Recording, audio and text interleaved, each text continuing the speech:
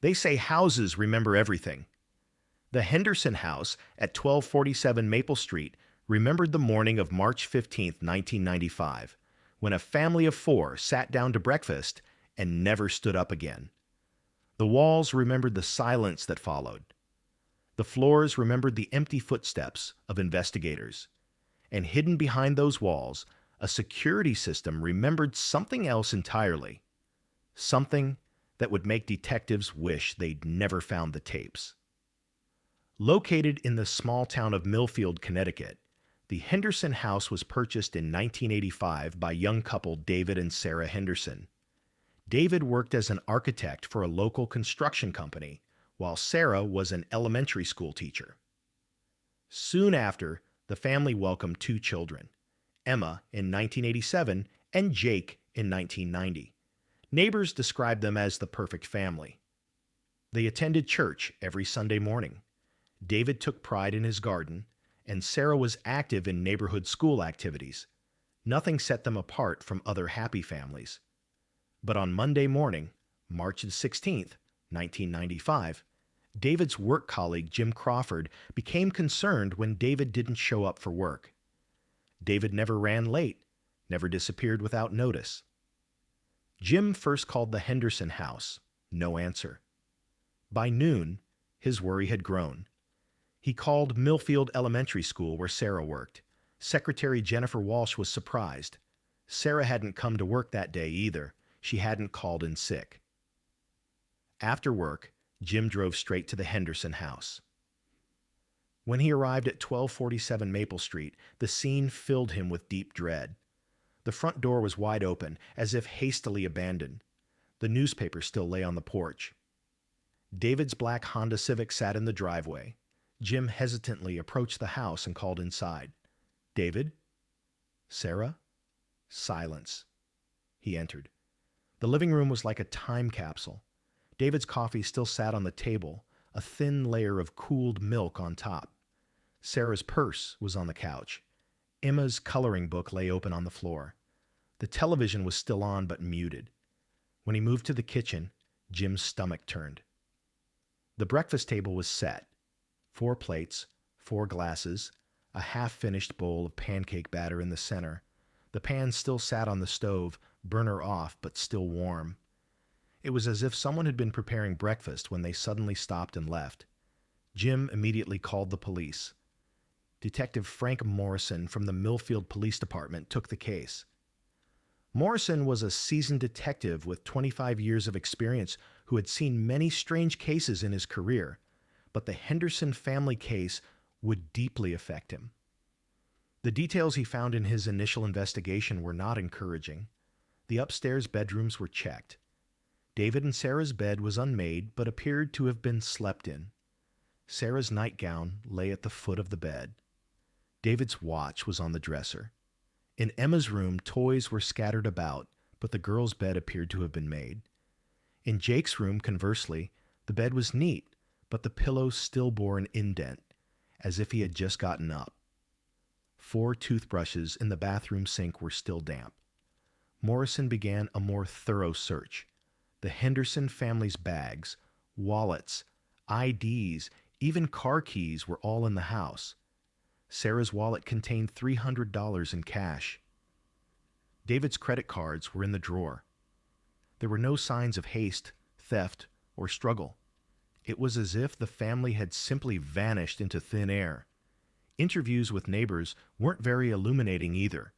The right side neighbors, the Wilson family, said they were awakened around 9:30 p.m. Sunday evening by a loud noise coming from the Henderson house. It sounded like furniture being dragged, but it was very brief. They had dismissed it as normal, thinking maybe the children were playing. The left side neighbors, the Martinez family, reported hearing nothing. Intensive search efforts were conducted for the first 3 days. Local search and rescue teams, volunteers, and even the FBI became involved in the case. The forests, ponds, and empty buildings around Millfield and the surrounding area were searched thoroughly. Not the slightest trace of the Henderson family was found. The media picked up the case, and it quickly became national news. Headlines reading, "How can a perfect family simply vanish?" appeared in newspapers. 6 months passed. Morrison thought about the case every day. He couldn't sleep at night, constantly remembering that terrible silence of the Henderson house. A year later, the case was moved to cold files. When Morrison retired, he left the Henderson file to his successor, but deep down he knew he would die without learning what happened to the family. Years went by. The Henderson house changed hands several times, but no family stayed long. Neighbors talked about the house feeling heavy. Some claimed to hear strange sounds at night. In 2010, the house became completely vacant and the for sale sign was removed. For the town of Millfield, the Henderson house had become a source of shame, an unsolved mystery, a wound that never healed. In October 2024, real estate development company Coastal Renovations began a project to purchase old houses in the Maple Street area and build a modern residential complex. The Henderson house was part of this project. When demolition work began, crew leader Marcus Webb and his team made an unexpected discovery while tearing down the house's walls. Marcus was an expert with 15 years of experience in demolishing old houses. While tearing down the walls of the Henderson house, he noticed something odd. Behind the living room wall, there was an extra space not found in normal construction plans. At first, he thought it was an architectural feature of old houses, but upon closer inspection, he realized the space had been deliberately created. This hidden compartment was about 60 centimeters wide, 2 meters high, and completely sealed. When Marcus illuminated the interior with his flashlight, his breath caught. Inside was a complex wiring system, old model cameras, recording devices, and a carefully mounted electronic system. But the part that shocked him most was the recording tapes. Hundreds of VHS cassettes were neatly arranged on shelves. Each cassette had a date written by hand. When Marcus picked up the first cassette and looked at the date, it read, March 12th, 1995, Sunday. His heart raced. The Henderson family had disappeared on March 15th. He immediately called the police. Detective Sarah Chen from the Millfield Police Department took over the case. Chen was an experienced detective who specialized in cold cases after Morrison's retirement. She knew the Henderson case from the files, but this discovery shocked her. When she examined the secret room with her forensic team, she understood how sinister the situation was. The security system was professional quality, quite advanced even for 1995. Cameras had been placed to monitor every room in the house, living room, kitchen, bedrooms, even bathrooms. But the most horrifying part was that this system had been installed without the Henderson family's knowledge. Cameras had been skillfully hidden behind walls, in ventilation ducts, even behind electrical outlets. Chen decided to watch the first cassette with her team. The March 12th, 1995. Sunday recordings showed normal family life. The Henderson family was eating breakfast, children were playing, David was watching television, Sarah was cleaning. But after a while, Chen's stomach began to turn. The cameras weren't just for surveillance. They had also recorded the most intimate moments of family members. In the March 13th recordings, Chen noticed an odd detail. Sarah suddenly stopped while working in the kitchen and looked around, as if she sensed someone watching her. That evening, while David was sitting at home, he looked up at the ceiling and murmured, "There's something in this house, Sarah. Don't you feel it?" Sarah had just laughed, but Chen could see that she was also uneasy. The March 14th recordings were more disturbing. At 2:30 a.m., while the Henderson family slept soundly, shadows moving through the house were visible in the recordings. But the source of these shadows wasn't captured by the cameras, as if someone knew the camera's viewing angles and was moving to avoid being caught by them. The March 15th, 1995 morning recordings froze Chen's blood. At 7 a.m., the Henderson family began to wake up. Normal morning routines, showers, breakfast preparation, waking the children. Sarah appeared cheerful while preparing pancake batter in the kitchen. David was reading his newspaper. Emma and Jake were watching television in the living room. At 7:23 a.m., something unexpected happened. Static appeared in the recording, the image went dark, and when it came back on, it was 7:24 a.m. Only 1 minute was missing, but after that 1 minute, the Henderson family was gone. The pancake batter was still in the bowl, the television was still on, David's coffee was still hot, but the family seemed to have vanished into thin air. Chen watched the recordings over and over again. What exactly could have happened during that 1 minute of darkness, and who had installed this security system? Most importantly, where had the Henderson family gone in that 1 minute? When the forensic team examined the secret room in more detail, they discovered other disturbing details. Next to the recording devices was a diary with handwritten notes. Subject family behavioral patterns normal. Adaptation process complete.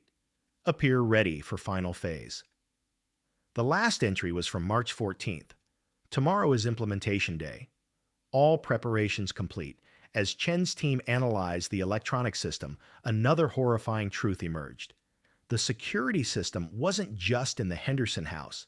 Similar setups were found in other houses in the neighborhood. Neighboring families, the Wilsons and the Martinezes, had also been unknowingly monitored. But their recordings were different. Just observation. No final phase. When Chen investigated deeper into the Henderson house purchase process, she discovered strange details. The real estate agent who had helped David and Sarah with their home purchase, Trevor Mason, couldn't be found in any records after 1995. It was as if he had also vanished into thin air. 6 months after the Henderson family disappeared, Mason's office had closed, and he was shown as having moved to Minnesota, but no one named Trevor Mason had ever lived in Minnesota. The FBI became involved in the case again. Special Agent Rodriguez began investigating the Henderson case as potentially connected to an international human trafficking network. It was known that in the mid-1990s, organized crime networks targeted ideal families and kidnapped them for identity changes, illegal adoption rings, or darker purposes. During detailed analysis of the recordings from the secret room, other horrifying truths emerged.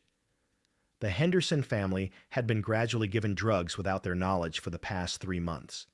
Sarah's coffee, David's beer, and the children's fruit drinks contained measured doses of sedatives.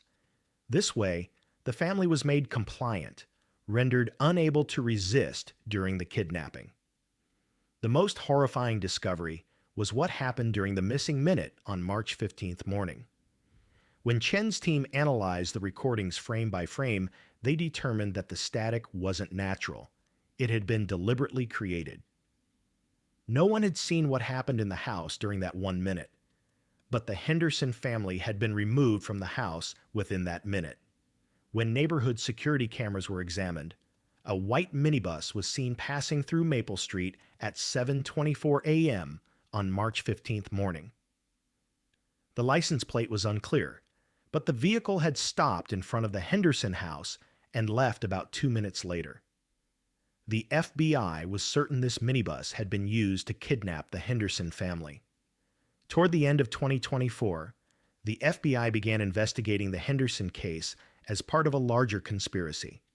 Similar disappearance cases had occurred in different states across the U.S. in the 1990s, each involving perfect families, each with secret surveillance systems, each kidnapped using the same methods. Chen now knew what had happened to the Henderson family. They had been the target of an organized crime network. But the real question remained unanswered. Where was the Henderson family now? Were they still alive after 29 years? And was this network still active? Further disturbing connections were discovered in the FBI's deepening investigation. When Trevor Mason's background was researched, it was revealed that he had worked as a real estate consultant in various states in the early 1990s, each time targeting perfect families. The Miller family in Oregon, the Taylor family in Nevada, the Rodriguez family in Florida, all had similar demographic characteristics to the Henderson family and had all purchased homes with Mason's help. After receiving this information, Chen contacted police in other states. The response from Oregon police was chilling. A similar secret surveillance system had been found in the Miller family's house, but this discovery had been made in 2019. Florida police mentioned buried recording devices found near the Rodriguez family's home. The most shocking information came from Nevada. Lisa, the 8-year-old daughter of the Taylor family, had been found living under a different identity in Oregon in 2018. She had reached the age of 23 but remembered nothing of her past. According to medical reports, she had suffered long-term memory loss, and no one could explain how this had happened. In light of this information, the FBI considered the possibility that the Henderson family might still be alive. Lisa Taylor's situation indicated that kidnapped families were forced to change identities. Emma Henderson would now be 37, Jake Henderson 34. Could they, too, be living somewhere with different identities? Chen decided to interview Lisa Taylor. Living in Portland, Lisa had experienced great shock when she learned that her real name wasn't Taylor. When Chen showed her photos of the Henderson family, Lisa's reaction was unexpected. She began trembling when she saw David Henderson's photo. "I recognize this face," she whispered. "I see it in my nightmares." During detailed interviews with Lisa, suppressed memories slowly began to surface. A dark place, many children, constant surveillance, identity change training. "They constantly taught us new names," said Lisa.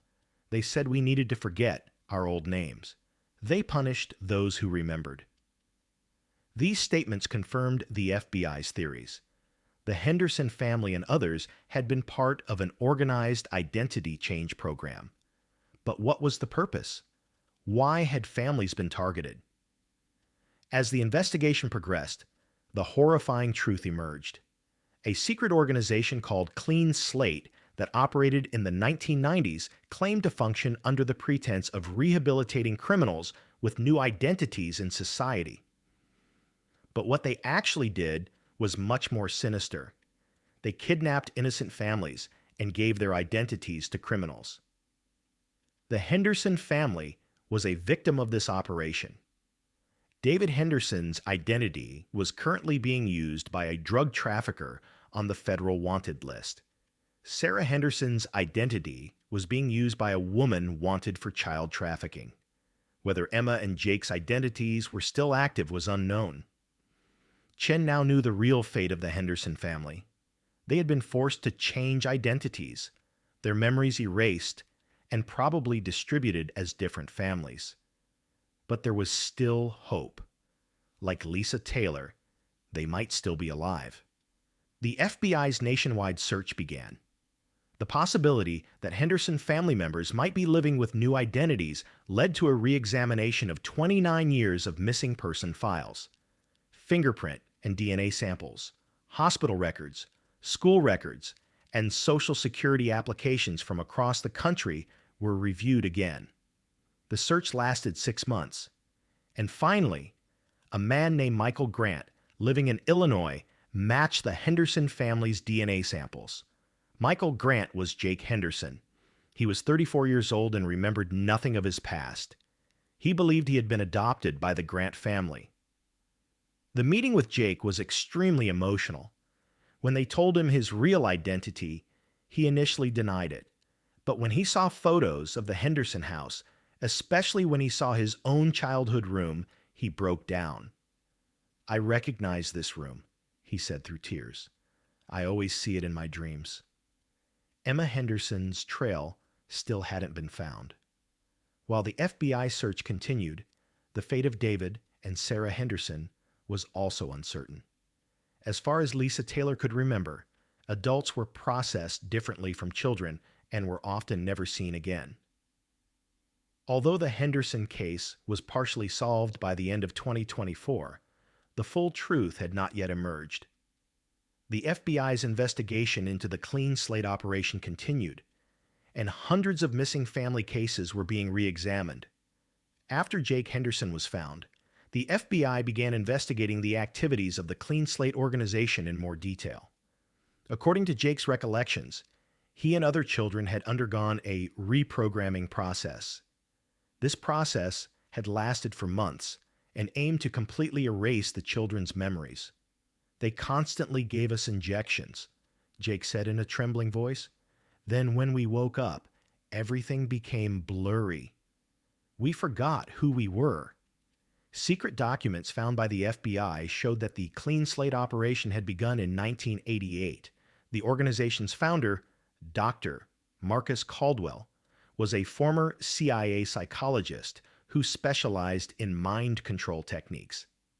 Caldwell's goal was to create a system where criminals could take on completely new identities, but this required clean identities, and these identities were stolen from innocent families. The first phase of the operation was identifying target families. Real estate agents like Trevor Mason were tasked with identifying perfect families. These families had to meet the following criteria: limited social circles, no financial problems, inconspicuous, but sufficiently wealthy. The Henderson family fit this profile perfectly. The second phase was observation and preparation. Secret surveillance systems were installed in selected homes. These systems were used to learn the family's lifestyle, routines, and weaknesses. At the same time, low doses of chemical substances were mixed into the family's food and drinks to manipulate their mental states. The third and final phase was kidnapping. This operation was planned with extreme care. As in the Henderson family case, families were quickly removed from their homes after being rendered unable to defend themselves. The 1-minute blackout in the security cameras demonstrated the professionalism of the kidnapping operation. Chen understood from her interviews with Jake how complex the organization was. According to Jake's accounts, kidnapped families were first taken to processing centers. These centers were usually isolated buildings in rural areas. As far as Jake could remember, he and his family had been held at an old farmhouse in Wyoming. There were other families there too, Jake said, closing his eyes. Everyone was scared. Children were crying, but we were told to be quiet. They kept us separated, wouldn't let us talk to our families.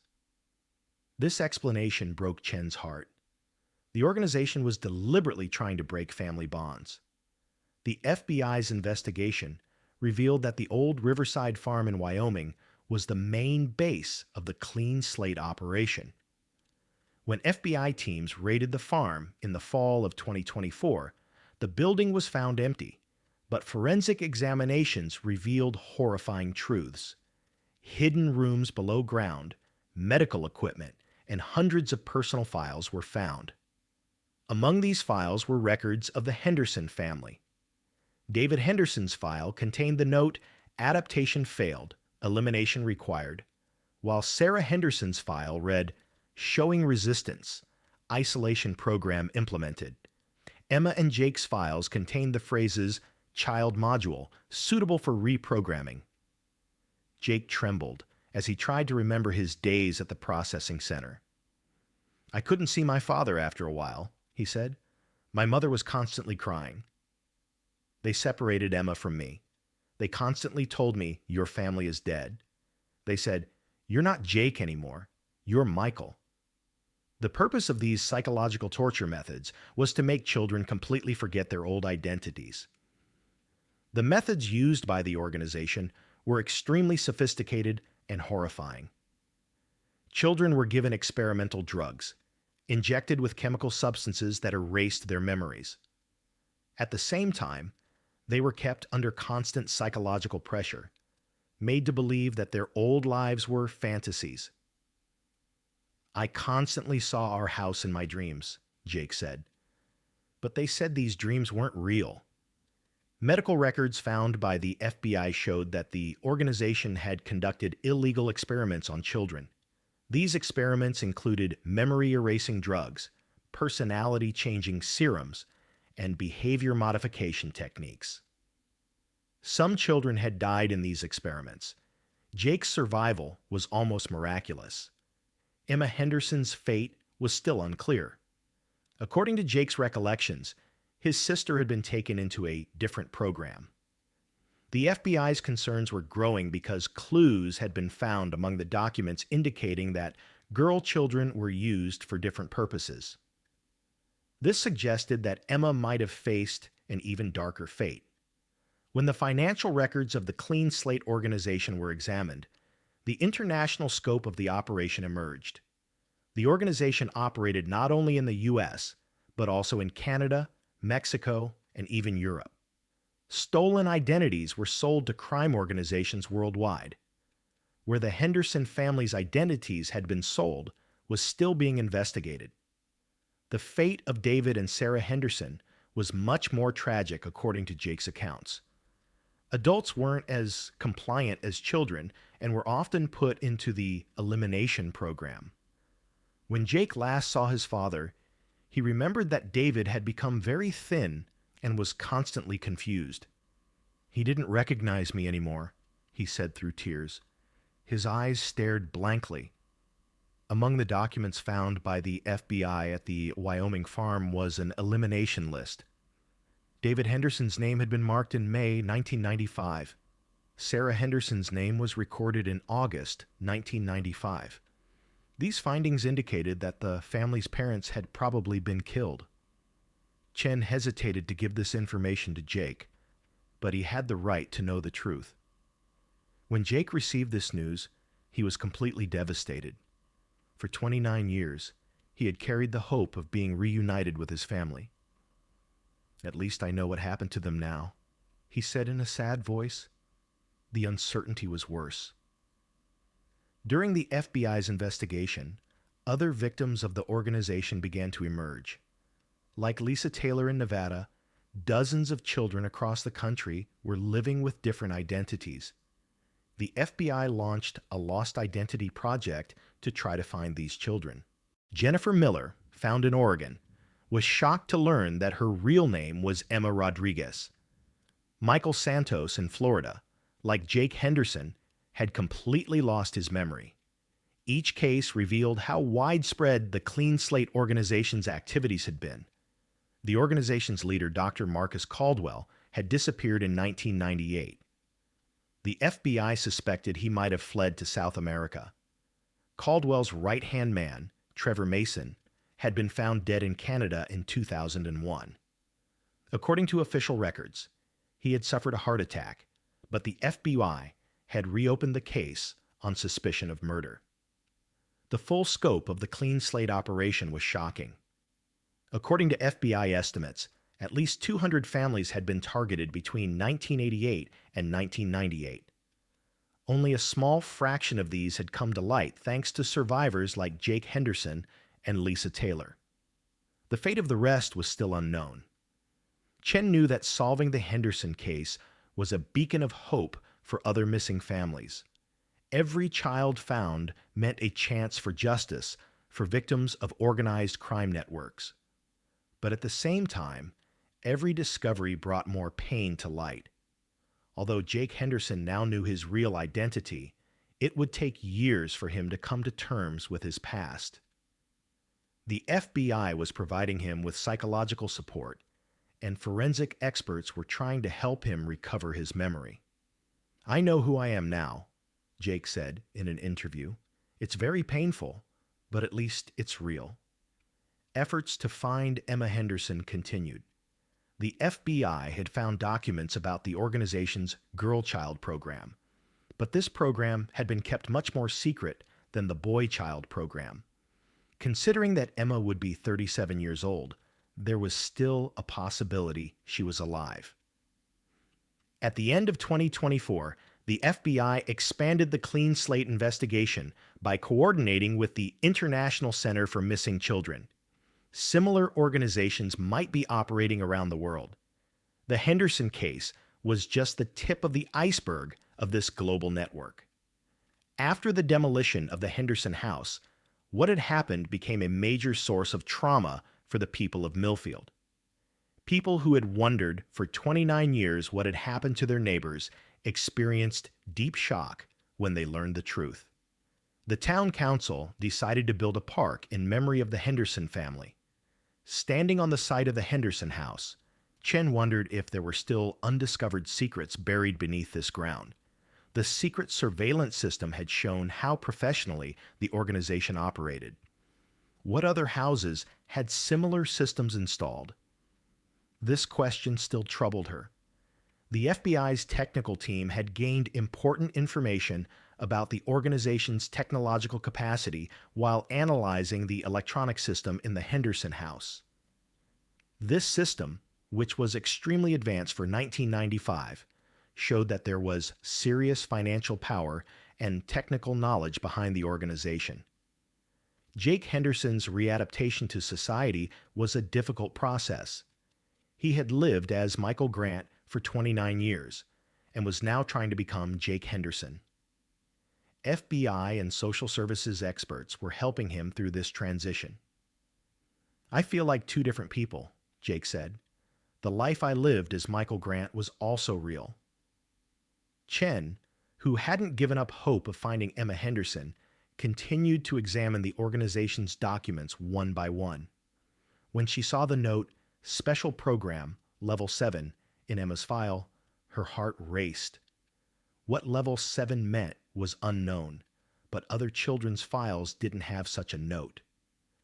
The FBI's international cooperation efforts were beginning to bear fruit. According to information from Interpol, similar disappearance cases had occurred in Europe as well. Particularly in Germany and France, mysterious disappearances of perfect families had been reported in the 1990s.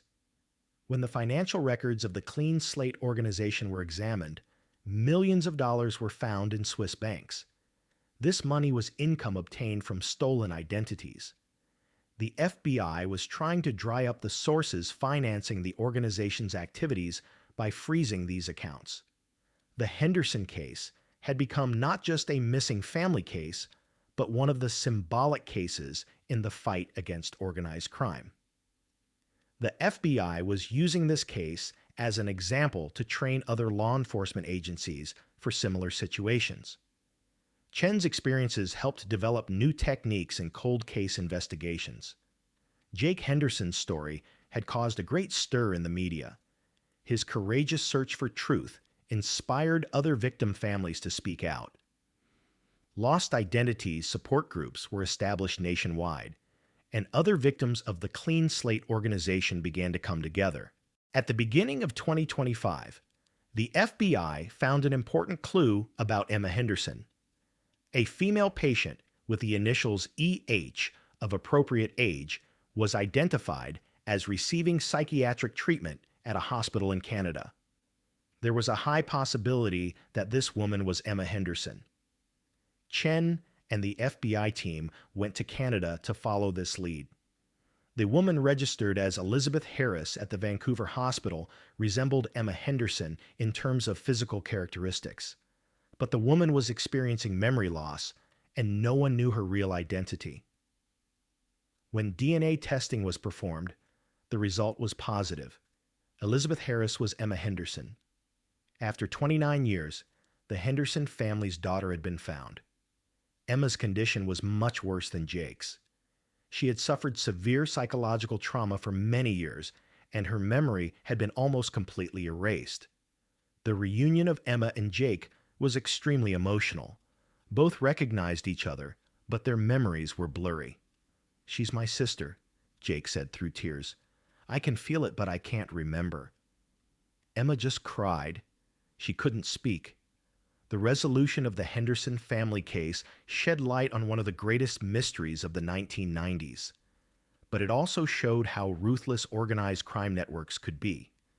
Completely destroying a family's life, traumatizing so many people just to steal identities, revealed how heartless the organization was. Standing on the side of the Henderson house for the last time, Chen thought about how this case had changed her. The search for justice for a family that disappeared 29 years ago had led her to uncover an international conspiracy. The truth always comes out, she murmured. Sometimes it just takes time. The Henderson case reminds us that sometimes the greatest fears are hidden within the walls of our homes. And sometimes, houses really do remember everything, but the things they remember may be things we never want to learn. This case also shows the importance of hope. Even after 29 years, missing families can be found and justice can be served.